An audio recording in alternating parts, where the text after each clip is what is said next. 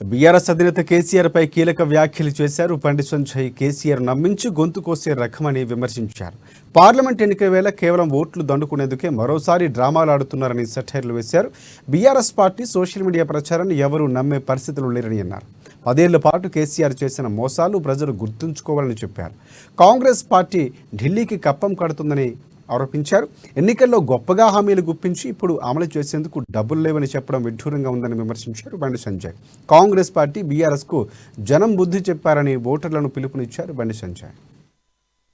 స్పందించేటువంటి ప్రయత్నం చేయలేదు. ఇచ్చిన ఏ హామీని కూడా నెరవేర్చుకునే ప్రయత్నం చేయలేదు. ఇదే కరీంనగర్ జిల్లాకు వచ్చి రైతులు ఇబ్బంది పడ్డప్పుడు ఇదే హెలికాప్టర్లు వచ్చి 10,000 రూపాయలు రైతు అకౌంట్ వేస్తా, రైతుల బాధలను చూసినా కన్నారా చూసినా అని చెప్పించి ఏ విధంగా నమ్మించి మోసం చేసి ఢిల్లీ హైదరాబాద్ వెనక మళ్ళా ఒక్క పైసలే ఇక్కడ రైతులకు పైసలు ఇవ్వలే, ఇక్కడ హామీలు నెరవేర్చలే, ఇక్కడ రుణమాఫీ ఇవ్వలే, ఇక్కడ నష్టపరిహారం ఇవ్వలే, సబ్సిడీలు మొత్తం బంద్ చేసిండు. ఇక్కడ రైతులు వడ్ల కుప్పల మీద చచ్చిపోయినా స్పందించలే, కొనుగోలు విషయంలో వాళ్ళు ఇబ్బంది పెట్టే ప్రయత్నం చేసిండు. ఇక్కడ రైతులను పట్టించుకొని అప్పుడున్నటువంటి కేసీఆర్ పంజాబ్ పోయి మాత్రం 5 లక్షల రూపాయలు చెక్కులు ఇచ్చిన విషయాన్ని తెలంగాణ రైతాంగం గాని కరీంనగర్ రైతాంగం గాని మర్చిపోదు. మొత్తం రైతుల నెట్ల నుంచి ఇక్కడ పైసలు తీసుకపోయి పంజాబ్ పెట్టిండు. ఇక్కడ యువతకు ఉద్యోగాలు నోటిఫికేషన్ ఇవ్వమంటే నోటిఫికేషన్ ఇవ్వలే, దొంగ నోటిఫికేషన్ ఇచ్చిండు.